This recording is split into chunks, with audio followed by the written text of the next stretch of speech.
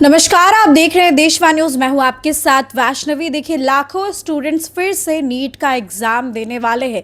NEET को exam को लेकर एक तरफ जहां स्टूडेंट अपनी तैयारी कर रहे हैं, वहीं दूसरी तरफ सरकार भी अपनी पूरी तैयारी में है। और ऐसे में कई सारे सवाल हैं। मेरे साथ खास बातचीत के लिए गोल इंस्टीट्यूट पटना के director mister Vipin Kumar Singh. Sir, सबसे पहले आपका स्वागत है देशवाणी पर। धन्यवाद, थैंक यू। सर, आपने देखा कितने सारे स्टूडेंट्स फिर से एग्ज़ाम देने जा रहे हैं, पूरी तैयारी हो रही है और कैसे पेपर्स आए हैं वो आपने देखा होगा। पूरा प्लेन का हेल्प लेना पड़ा एकदम। बिल्कुल, इस बार री नीट फिर से जो कंडक्ट किए जा रहे हैं, उम्मीद कर सकते हैं कि इस बार काफ़ी सुरक्षा के निगरानी में ये एग्ज़ाम होने वाला है। सरकार भी चाक चौबंद है और बहुत अच्छे से एग्जामिनेशन होने की संभावना जताई जा रही है। जो हुआ था वो तो दुर्भाग्यपूर्ण था। छात्र पिछले 1-1.5 महीने में काफ़ी अपना टेम्परामेंट लूज किया है उन लोगों ने, बट फिर भी हम सब लोगों ने कोशिश करी है, बच्चों ने भी, अभिभावकों ने भी और सभी संस्थान संचालक शिक्षक मिलकर हम अपने बच्चों को संभालने की कोशिश कर रहे हैं। बेहतर परिणाम की उम्मीद कर सकते हैं। अच्छे एग्जामिनेशन होंगे तो निश्चित रूप से इन छात्रों का अच्छा रिजल्ट्स भी आने वाला है। अब जो अंतिम समय का जो प्रिपरेशन होता है उनमें बच्चे थोड़े घबराए से होते हैं। वैसे तो 3 तारीख के पहले एक बार वो उस ट्रॉमा वाले जो एक लास्ट वक्त का समय होता है, फेज होता है, उससे वो निकले थे। लेकिन पुनः दोबारा जब सब कुछ हुआ है और 21 तारीख कल होने वाला है, उससे पहले अभी उस दौर से गुजर ही रहे हैं। तो लास्ट मोमेंट में हम लोग छात्रों को बस इतना ही बताते हैं कि अपने ऊपर आत्मविश्वास बनाकर अपना रखें, क्योंकि लड़ाई सिर्फ नॉलेज का नहीं होता है, कॉन्फिडेंस का होता है। जब आपके कॉन्फिडेंस अच्छे होंगे, एग्जामिनेशन के उस 3 घंटे 15 मिनट में अपने नॉलेज को सही तरीके से एग्जीक्यूट कर पाएंगे। इस बात का ख्याल रखना होता है कि क्वेश्चन जितना भी बनाए, जो आता है उसी क्वेश्चंस को अटेम्प्ट लें, नेगेटिव ना करें, क्योंकि 1/4 नेगेटिव है तो वैसे कंडीशन में उनके मार्क्स बहुत नीचे तक जा सकता है, प्रभावित हो जाता है। तो जो स्टूडेंट्स फिजिक्स, केमिस्ट्री, बायोलॉजी में उस क्रम को तय करता है कि कौन सा सब्जेक्ट मेरा सबसे अच्छा है, जिस सब्जेक्ट में वो छात्र अच्छे महसूस करते हैं, जिस पे पहले भी उन्होंने प्रैक्टिस, मॉक टेस्ट ऐसा सब कर चुका है, तो वैसे स्टूडेंट्स को पहले आसान सब्जेक्ट्स को चयन करना चाहिए। पहले इजी सब्जेक्ट्स के क्वेश्चन बना ले, जो बिल्कुल आसान सब्जेक्ट जो उनके लिए है, ज़्यादा स्कोर करने वाला सब्जेक्ट है, उनके लिए कुछ भी हो सकता है, फिजिक्स भी हो सकता है, बायो और केमिस्ट्री भी हो सकता है, ज़्यादातर बायो होता है। तो सभी आसान क्वेश्चंस को उससे कलेक्ट कर लेना चाहिए। तो बायो के सभी आसान क्वेश्चन अगर कलेक्ट किया जाए तो लगभग 70 to 80 क्वेश्चंस ऑलमोस्ट पढ़ने वाले सभी बच्चों का वो सॉल्व हो जाता है। उसी तरीके से फिर केमिस्ट्री और फिजिक्स में लास्ट में करते हैं। कुल मिलाकर 130-140 क्वेश्चंस तो बहुत आसान होते हैं। ऐसे क्वेश्चंस को पहले फिल्टर कर लेना चाहिए एंड नेक्स्ट राउंड में फिर से आप उस क्वेश्चन पे जाएं जो क्वेश्चन आपको लगता है कि दोबारा बनाने पे हमारा सॉल्व हो जाएगा। तो 2 से 3 राउंड में क्वेश्चन, राउंड में इजी, मॉडरेट, टफ ऐसे करके ऐसे ही करना होता है। और ये सबसे अच्छा तरीका है। इसमें एक्यूरेसी भी अच्छा रहता है, इसमें समय भी कम लगता है और अच्छे एग्जामिनेशन जाने की संभावना बढ़ जाती है और मार्क्स इसमें अच्छे आते हैं। तो ये कुछ टिप्स थे। अब लास्ट मोमेंट में पढ़ाई को लेकर अगर पैनिक हो रहे हैं तो मुझे 2-3 बातें ज़रूर करना होगा कि अभी अब आप ज़्यादा नहीं कुछ कर सकते हैं। जो पढ़ा हुआ है उसका सिर्फ रिवीजन, तो रिवीजन एट ए ग्लांस करना होता है। उसके लिए रिकॉल डायरी या फिर मिस्टेक कॉपी बच्चों ने बनाया है, तो रिकॉल डायरी, मिस्टेक कॉपी का सिर्फ रिवीजन करें। कोई भी नई चीज़ें और बाकी उस सब्जेक्ट को जिसे आप नहीं समझ पाए थे, फिर से कुछ पढ़ने की थोड़ी भी कोशिश, ये बिल्कुल आपके लिए महंगी साबित हो सकती है। यहाँ पर सावधान रहना चाहिए और एग्जामिनेशन के लिए बिल्कुल प्रिपेयर्ड रहना है। अच्छी नींद आज रात का होना बहुत सोना अच्छे से बहुत ज़रूरी, बहुत अच्छी नींद होनी चाहिए। कोशिश करें 9 बजे तक सो जाएं। सुबह अर्ली मॉर्निंग जग कर अपना जो रूटीन है उसको पूरा करें और सेंटर पे जाने से पहले ये बहुत ज़रूरी है कि वो एक अच्छा डाइट प्रॉपर लेकर जाना है, भूखे नहीं जाना है, पानी पीते रहना है, क्योंकि गर्मी भी बहुत है जी। तो वैसे कंडीशन में हाइड्रेटेड रहना है। बल्कि ज़्यादा अच्छा होगा कि एक ट्रांसपेरेंट बॉटल में ग्लूकोज का एक रिफिल पैक डाल लें और उसे सीप लेते रहें। हर 10-15 मिनट पे सीप लेते रहें, तो ये काफ़ी सपोर्ट करता है। एग्जामिनेशन हॉल में जब आप जाते हैं वहाँ पे आपको आधे घंटे से पहले एंट्री मिल रहा है, तो आप मिनिमम आधे घंटे पहले अपने सीट पे जाके बैठें, पानी पीते रहें, अपने आप को थोड़ा लंबी सांस लेकर कंट्रोल करने की कोशिश करें, थोड़ा डीप ब्रीदिंग करें और वो जो बाहर का जो एंजाइटी था उससे उसको कंट्रोल में लाने की कोशिश होता है जब आप डीप ब्रीथ करते हो, आप सीट पे बैठ के अपने आप को एडजस्ट करते हो। टेम्परामेंट को उस लेवल पे अरेंज करना पड़ता है जब आप एग्ज़ाम सेंटर पे जाते हैं। और फिर जो क्वेश्चंस आपको मिलता है तो लगातार ऐसा ना हो कि क्वेश्चन देखें और खटाखट बनाना शुरू करें। उससे पहले आप OMR के सीट्स को अच्छे तरीके से फिलअप कर लें, उसमें जो आपके रोल नंबर्स और जो भी इन्फॉर्मेशन आपसे मांगा जा रहा है उसे प्रॉपर तरीके से उस इन्फॉर्मेशन को आप दें। और इसके बाद क्वेश्चन बनाने का क्रम आपका शुरू होना चाहिए।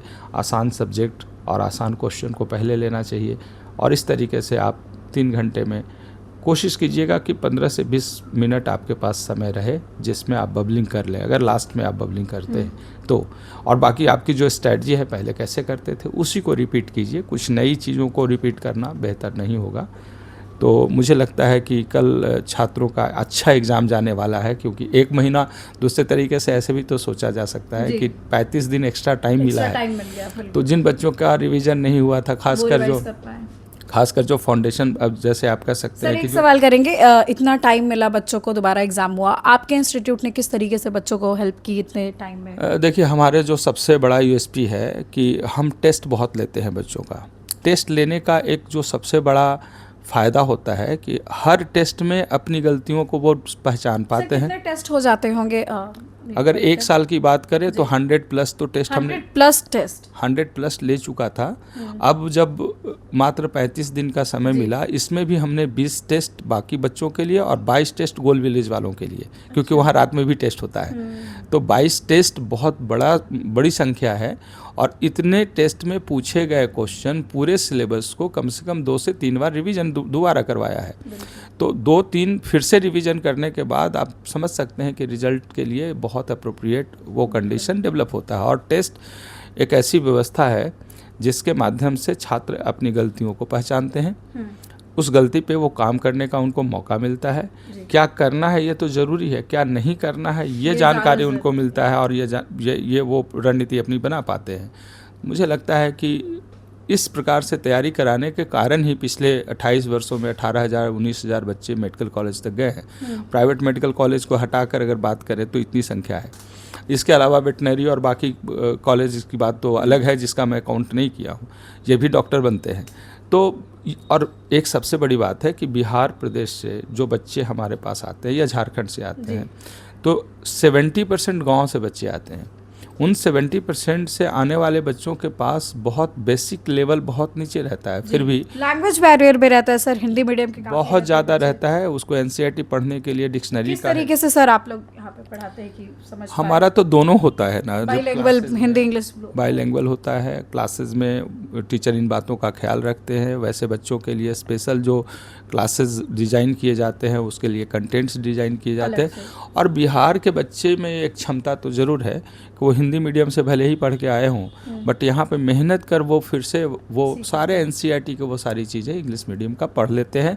और पढ़ते ही नहीं है, मैं आपको बताऊँ, हिंदी मीडियम से आने वाले बच्चे बिहार के टॉपर बन जा रहे हैं, पहला रैंक बन जा रहा है। असेंडिंग डिसेंडिंग न जानने वाले स्टूडेंट का हाल ये है कि वो दिल्ली एम्स पहुंचता है। और ये कई बार हमने अपने बातों में जिक्र किया है। तो बिहार के छात्रों के पास एक अलग जुनून है, इच्छा शक्ति, मेहनत करने का और कुछ पाने का। तो मुझे लगता है कि इसी का हम लोगों को बेनिफिट मिलता है और हम इन बच्चों को वहाँ तक पहुँचा पाते हैं। जी सर, एक सवाल करेंगे कि आपके इंस्टीट्यूट से कितने स्टूडेंट्स जाएंगे लगभग, जिसकी तैयारी है इस साल? लगभग 6,000 छात्र इस बार हमारे यहाँ से टेस्ट देने वाले हैं। आपको क्या लगता है सक्सेस रेशियो क्या है? सक्सेस रेशियो तो हमेशा 5 से 600 तो रहता ही है। ये 600 बच्चों का आता है जो गवर्नमेंट मेडिकल कॉलेज के लिए करते हैं। क्वालिफाई तो बहुत करेंगे, क्वालिफाई तो लगभग 5,000 प्लस ही करते हैं।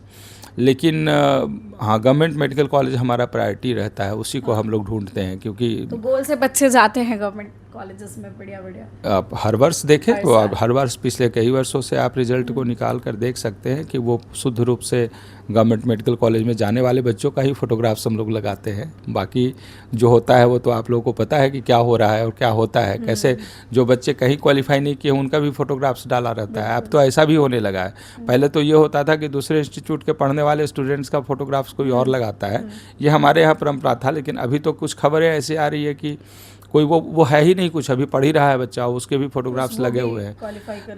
तो ऐसे ये प्रोपेगेंडा सेट किए जाते हैं। आप आकर कभी भी हमारे बापू सभागार में देखें कि उन बच्चों की क्या संख्या होती है, हर वर्ष कितने बच्चे आते हैं। और हम उम्मीद करते हैं जिस प्रकार से हमारी टीम ने मेहनत की है और जिस प्रकार से हम सब लोगों ने काम किया है, छात्रों ने जिस तरीके से मेहनत किया है, तो इस बार भी बहुत अच्छे रिजल्ट्स आने की संभावना है। हम लोग बताएंगे जब फेल स्टेशन होगा, उसमें आप आइए, आपका स्वागत है। बच्चों तक पहुंचना चाहिए, पूरे बिहार तक बिहार की कहानी पहुंचनी चाहिए, क्योंकि बिहार से शुरू हुआ और पूरे भारत के कई राज्यों तक पहुंचने वाला एक पहली संस्था है जो बहुत अच्छे से काम किया है और 28 साल अपनी स्टेबिलिटी को शो किया है। और क्वालिटी का बगैर हो नहीं सकता था, तो हम लोगों ने जो क्वालिटी दिया है उसी के आधार पे गोल है, और गोल से लेकर गोल विलेज, और एक विलेज नहीं, इसके जैसे कई और जगह पे डेवलप हो रहा है जहाँ पे छात्रों के भविष्य को संवारा जाएगा, उस लेवल पे उसकी सुविधा दी जाएगी उसे, और उस लेवल पे हम लोगों ने पूरी प्लानिंग तय कर रखी है और हम लोग उस रास्ते पे आगे बढ़ चुके हैं। धन्यवाद सर बातचीत करने के लिए, आपने काफ़ी अच्छे टिप्स दिए। और भी कुछ बोलना चाहेंगे स्टूडेंट्स को? लास्ट में मैं बस इतना ही कहूँगा कि जितने एस्पायरेंट हैं, शायद वो नहीं सुन पा रहे होंगे क्योंकि आज के बाद सुन पाएंगे शायद, लेकिन जो उनके अभिभावक हैं उनसे मेरा निवेदन होगा कि अगर आप अपने बच्चों को या फिर जो भी जिनको आप जानते हैं जो नीट का पेपर देने जा रहे हैं या कभी भी कोई एग्ज़ाम देने जाता है, तो उनके लिए एक जो स्वाभाविक और बहुत छोटी सी बात है कि उसके पास जाइए, प्यार से उसे पीठ थपथपाइए, उसे अच्छा होने का शाबाशी और आशीर्वाद दीजिए। बहुत फ़र्क पड़ता है बच्चों को मोटिवेट करना, उसको आशीर्वाद देना और उसे ये एहसास दिलाना है कि तुम अकेले नहीं हो, हम सब लोगों की दुआएं तुम्हारे साथ है। तो सभी छात्रों के लिए गोल संस्थान की ओर से बहुत सारी शुभकामनाएं, बहुत सारा आशीर्वाद, बहुत प्यार, बहुत अच्छा करके आप आएंगे। हमारी बहुत सारी शुभकामनाओं के साथ एक बार फिर से all the best, thank you. आप सुन रहे थे विपिन सर को, जिन्होंने लास्ट मिनट की बढ़िया स्ट्रैटेजी दी है कि किस तरीके से आप जाए, एग्ज़ाम दे, पेपर को अटेम्प्ट करें और वहाँ से सक्सेस लेकर के बाहर आए। तो फिलहाल इस खबर में बस इतना ही। आपकी क्या राय है कमेंट सेक्शन में ज़रूर शेयर करें और देखते रहे देशवाणी।